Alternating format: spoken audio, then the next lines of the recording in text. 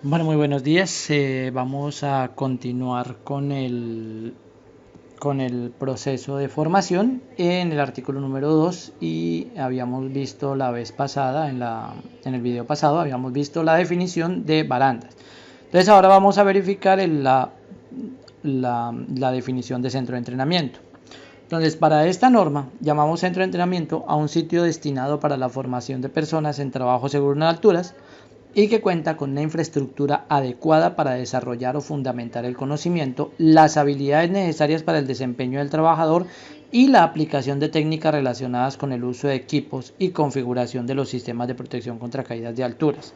En esto cabe la pena destacar que toda lo concerniente a los centros de entrenamiento está definido en la resolución 1178 de 2017 y adicionalmente para los centros de entrenamiento privados hay una información que se encuentra definida dentro de una guía técnica colombiana, una norma técnica colombiana que es la NTC 6072, en la cual es una obligatoriedad, es obligatorio cumplir para poder un centro de entrenamiento particular ser certificado por el ministerio para poder cumplir con esta información.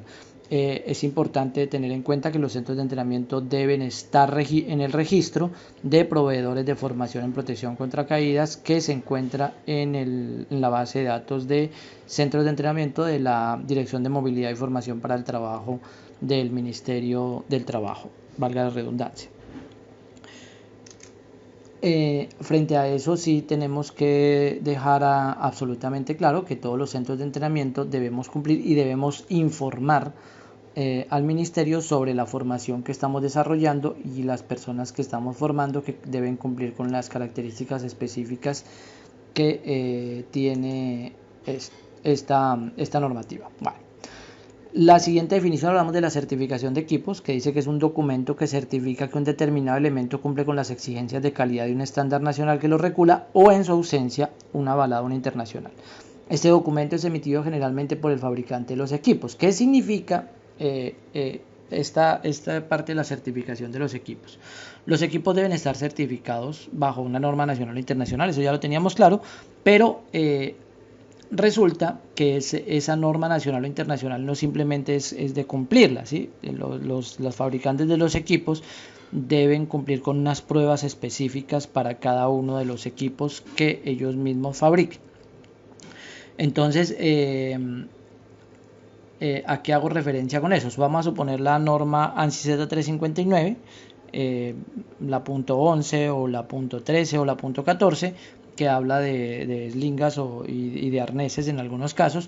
Entonces vamos a definir que no es simplemente fabricar el arnés con esas características de que dice la ANSI, sino que debe haber un laboratorio que certifique o un ente certificador que garantice que esa norma se cumple, y eso es a través de unas pruebas con laboratorios certificados. Entonces, después de que eso se ha realizado y viene un ente certificador, como ustedes pueden ver en la imagen, esa certificación es un certificado de conformidad o un certificado de calidad emitido por SGS. Digamos que es una entidad de tercera parte, es decir, es un externo. En algunas de primera parte, entonces estaríamos hablando de que la misma empresa tiene su laboratorio certificado y puede ella emitir sus propios certificados de conformidad. Eso también lo puede hacer, ocurre en algunas entidades, equipos que son fabricados en el exterior. Entonces, bien, el certificado de competencia laboral, hay dos maneras de certificarse básicamente en trabajo en alturas en el país, y una es la formación, que es lo que estamos haciendo a través de los cursos de trabajo en alturas, y lo otro es la competencia laboral. Es un documento otorgado por un organismo certificador investido con autoridad legal para su expedición, donde se reconoce la competencia. ¿Qué es la competencia? Una persona que ya conoce o que ya sabe, busca este organismo certificador y le presenta unas pruebas de conocimiento, desempeño y producto, y si estas se cumplen con unas características que están definidas en la norma de competencia laboral, en la NCL, entonces se expide un certificado donde dice que la persona ya sabe. No es un curso, simplemente es una evaluación de una persona que se supone que ya conoce o que ya sabe de lo que está hablando la norma, y es una específica. En el caso de trabajo en alturas, hay normas para muchas otras actividades, pero pues esta específicamente está definida en el tema de trabajo en alturas, y las normas están vigentes en este momento. El certificado de capacitación, obviamente aquí hablamos de que cuando usted termine la formación que está recibiendo y cumple con todas las exigencias de la normativa y con todas las exigencias del centro de entrenamiento, evidentemente nosotros lo que vamos a hacer es emitir un certificado de capacitación, que es un documento que se expide al final de un proceso y que da constancia de que una persona realizó el curso, tiene la capacitación necesaria y puede desempeñar la actividad laboral. Este certificado no tiene vencimiento, lo define la resolución 1903, no tiene ningún tipo de vencimiento. Listo, aquí observamos la información. La 1178 es clara en qué características o qué condiciones debe cumplir el certificado de formación, donde debe estar indicado la fecha en la que se realiza el curso, con fechas y tiempos, de la firma del representante legal, la firma del entrenador que realiza la formación y la fecha de expedición del certificado. Debe tener la certificación de calidad, el certificado la acreditación que le entrega al ente certificador al ICONTEC. En este caso Capsecur está certificado por el ICONTEC. Entonces la ONAC, que es el Organismo Nacional de Acreditación, le entrega al ICONTEC una acreditación. Ese número de acreditación es el que nosotros debemos colocar en nuestros certificados. Bien, y adicionalmente pues otra información con el nombre del proveedor, y nosotros le ponemos un numerito consecutivo para garantizar nosotros nuestros registros propios. Posteriormente, pasando 5 días hábiles, tenemos el tiempo para subirlo al ministerio, a la plataforma y el aplicativo de centros de entrenamiento. Bien, una vez cumplido esta parte, del ministerio se puede bajar este certificado para trabajo según alturas, que es el certificado de formación vocacional. ¿Sí? Aquí ustedes pueden ver el momento en el que se descarga, debe coincidir las fechas, debe coincidir con el certificado, deben coincidir fechas, debe coincidir absolutamente todo con la información verificada anteriormente. Ese certificado se obtiene mediante el certificado de capacitación de trabajo en alturas o mediante la certificado de la competencia laboral. Es importante tener en cuenta esto, y vamos a continuar. Después continúa el término conector. Dice la norma que es cualquier equipo certificado que me permite unir el arnés del trabajador al punto de anclaje. Es decir, cualquier equipo del que yo pueda conectarme a través de las argollas de mi arnés a un punto de anclaje, nosotros lo vamos a denominar conector. Entonces en estos vamos a encontrar las eslingas de posicionamiento, las eslingas de restricción, las eslingas en Y, las eslingas de protección, todas las eslingas de todo lo que son eslingas de protección contra caídas, llámela eslinga en Y, eslinga resortada, eslingas de un solo terminal o de doble terminal. El retráctil también es un conector porque me conecta el punto de anclaje al arnés. Los mosquetones también, los ganchos de las eslingas, que son componentes importantes de las eslingas, es lo que nosotros consideramos conector. Hay que tener en cuenta que la norma es específica en que el equipo debe estar certificado en las condiciones que ya habíamos hablado anteriormente.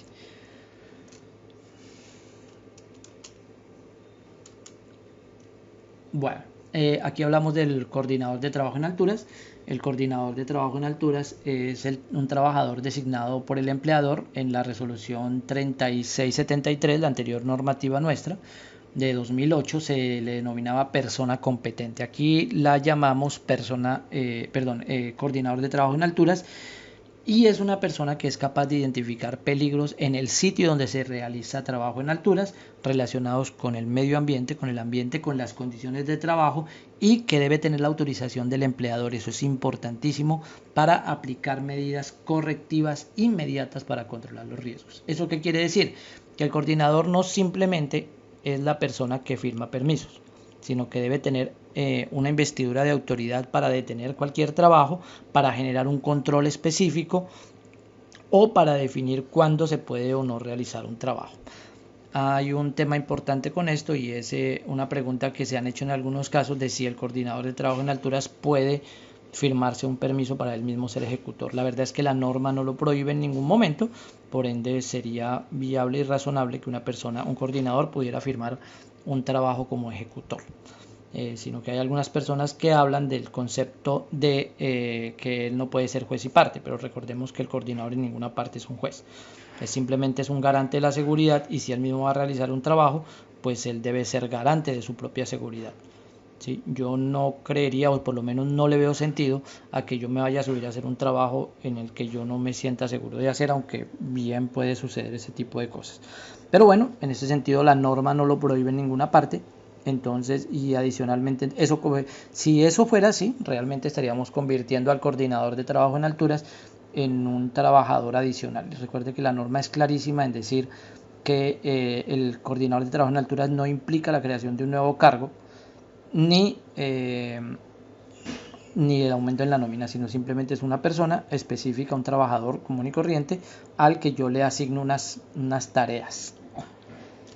Bien, posteriormente hablamos de la distancia de desaceleración. La distancia de desaceleración dice la norma que es la distancia vertical entre el punto donde termina la caída libre y comienza a activarse el absorbedor de choque, hasta que en este último pare por completo. Esto hay que tenerlo muy claro, porque cuando nosotros hablamos de una caída, cuando una persona cae, hasta que se estire totalmente el conector, lo que va a pasar es que la persona va a caer libremente. Eso se llama caída libre. Después de ese momento empieza una distancia de activación, que es cuando incluye el desplazamiento de la argolla dorsal del arnés del trabajador o de la argolla donde esté conectado en ese momento el trabajador, y ahí empieza la distancia de desaceleración. Esa distancia de desaceleración es cuando el sistema, el absorbente de choque, empieza a deshacerse, a descoserse, a desarmarse, sale de su paquete absorbedor y empieza a desacelerar la caída. ¿Cuánto sería la caída máxima? Pues depende del tipo de absorbedor de choque que yo tenga en mi eslinga. En el caso de las eslingas para que protegen de caídas de hasta 1,80 m, estaríamos hablando que el absorbente de choque tiene un largo máximo de 1,20 m, y en las eslingas que tienen absorbentes que permiten caídas mayores a 1,80 m hasta 3,60 m, es decir, las que yo puedo llevar conectadas a un punto de anclaje en el piso, o por debajo de la argolla dorsal, esas me van a generar van a tener un largo máximo de 1,40 m, 1,50 m, según la normativa. Entonces hay que tener en cuenta el largo del absorbente de choque en el tipo de absorbente de choque. ¿Cómo reconocemos si es de un tipo o de otro? La norma en algunos casos es específica en decir que cuando un absorbente de choque es para caídas mayores a 6 pies, lo debe decir 6 pies o 1,80 m, y normalmente lo encontramos en fondo blanco con letras negras.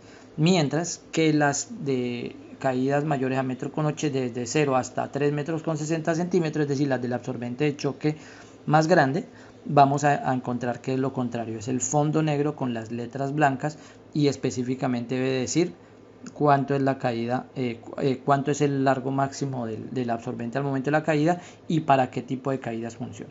Entonces eso lo tenemos que tener muy claro, porque eso es lo que me va a indicar a mí dónde me puedo conectar yo, dependiendo del tipo de eslinga que tenga, si es por encima de la argolla dorsal o por debajo de la misma. Lo que llamamos en algunos casos un factor de caída 1 o un factor de caída 2. Bien, la distancia de detención, estamos hablando de que es una distancia vertical total requerida para detener una caída, incluyendo la distancia de desaceleración. Es decir, ya aquí me suma la distancia de desaceleración, la distancia de activación, la distancia de caída libre, y eso es la garantía de cuánto me va a durar. Es decir, como si fuera el largo total de lo que va a quedar la eslinga o el equipo desde el punto de anclaje hasta la argolla dorsal del trabajador.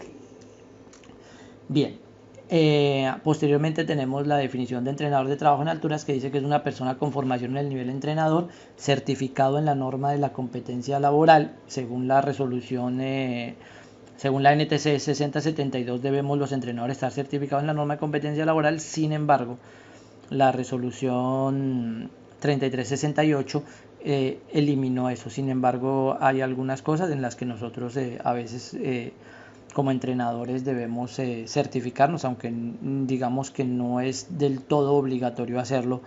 Y debe quedar claro que para el ministerio nosotros podemos certificar no nuestra competencia, sino la formación normal que tenemos en reentrenamiento anual y el curso avanzado operativo. O sea, nosotros también tenemos que certificarnos en avanzado y tenemos que hacer nuestros reentrenamientos anuales sin importar que tengamos un certificado de entrenadores. Lo mismo sucede con el coordinador. Equipo de protección contra caída certificado es un equipo que debe cumplir con las exigencias de calidad de la norma nacional o internacional que lo regula, sin que este último pueda ser menos exigente que la nacional. Entonces, todos los equipos de protección contra caída certificados están certificados bajo una norma que esté bajo la regulación de la 1409. No podrían estar por debajo, aunque la resolución 1409 dice algunas cosas que evidentemente en los equipos han cambiado, pero es importante que se tenga en cuenta que si, por ejemplo, hay un arnés que viene no sé de dónde, que diga que la argolla pectoral solamente debe tener 3.000 o 2.500 libras de fuerza de resistencia, entonces ese equipo no se podría utilizar en Colombia porque la normativa nuestra establece que hay unos elementos que deben cumplir con ciertas características y no pueden ser inferior a lo que la normativa nuestra lo dice. Bien, cuando hablamos de eslinga de protección contra caídas es muy claro que estamos hablando de una eslinga que su característica principal es que tiene un absorbente de choque. Toda eslinga que tenga un absorbente de choque se llama eslinga de protección contra caídas, porque el absorbente de choque es el que cumple exactamente esa función, generar una protección al trabajador disminuyendo la carga de la fuerza de impacto. ¿Qué dice que esto es? Un sistema de cuerda, porque pueden ser en cuerda, pueden ser en riata, puede ser en cable de acero, puede ser en otros materiales, las podemos encontrar en Kevlar, las podemos encontrar en cadena, y que permiten la unión del arnés del trabajador al punto de anclaje. Su función es detener la caída de una persona absorbiendo la energía de la caída, de modo que su máxima carga sobre el trabajador, es decir, la fuerza que llega a la persona después de la fuerza de la caída total, no debe exceder las 900 libras. Sin embargo, hay que tener en cuenta que las eslingas de protección contra caídas que se conectan por debajo de la argolla dorsal me dicen que la carga máxima sobre el trabajador va a ser de 1.350 libras. Ya lo pueden ustedes definir y buscar en las eslingas de este tipo que existen. Ahora, no quiere decir que esas eslingas no sirvan. En realidad, la que estaría desactualizada en este momento sería la normativa. Su longitud total ante las de la activación debe ser de máximo 1,80 m. Eso quiere decir que usted puede encontrar eslingas de menos de 1,80 m hasta de 60 centímetros, pero jamás podrá encontrar una eslinga de protección contra caídas con absorbente de choque que pueda ser más larga que 1,80 m. Debe cumplir unos requerimientos, y es que todos los componentes deben ser certificados. Estamos hablando de los ganchos, las riatas, el ojo, la compuerta del gancho, absolutamente todo debe estar certificado. Todos los componentes deben tener una resistencia de 5.000 libras en su conjunto, 22.2 kN o 2.272 kilogramos. Deben tener un absorbente de choque incorporado y deben tener en sus extremos sistemas de conexión certificados, que es lo que nosotros llamamos ganchos. Las encontramos en diferentes tipos. Encontramos eslingas de Y, eslingas de un solo terminal, eslingas cortas de 90 centímetros para trabajos en fachadas en suspensión. Encontramos eslingas de 60 centímetros con absorbente de choque. Cada una tiene una función diferente. Ahora hablemos de la eslinga de posicionamiento. La eslinga de posicionamiento me dice que es un elemento de cuerda, cinta, cable de acero, otros materiales con una resistencia mínima de 5.000 libras, 22.2 kN o 2.272 kilogramos, que puede tener en sus extremos ganchos o conectores, y que permitirán la unión del arnés del trabajador al punto de anclaje y que limita su distancia de caída del trabajador a máximo 60 centímetros. Es decir, como no tiene absorbente de choque, las eslingas de posicionamiento deben limitar su caída a 60 centímetros. Estas se colocan en las argollas laterales del arnés, en las que van al lado y lado de la pelvis en el arnés, y luego van conectadas al punto de anclaje, y esa distancia entre la pelvis y el punto de anclaje en caso de una caída no puede exceder los 60 centímetros, ya que generaría una carga mayor a las 1350 libras o las 1800 libras que me acepta la norma como máxima fuerza de impacto. Su función es ubicar al trabajador en un sitio de trabajo permitiéndole utilizar las manos libres. Es decir, cuando yo me conecto a esta situación, yo puedo pararme sobre el sitio de trabajo y quedar trabajando con mis dos manos libres sin tener que agarrarme o sin tener que sostenerme de un elemento para poder desarrollar mi labor.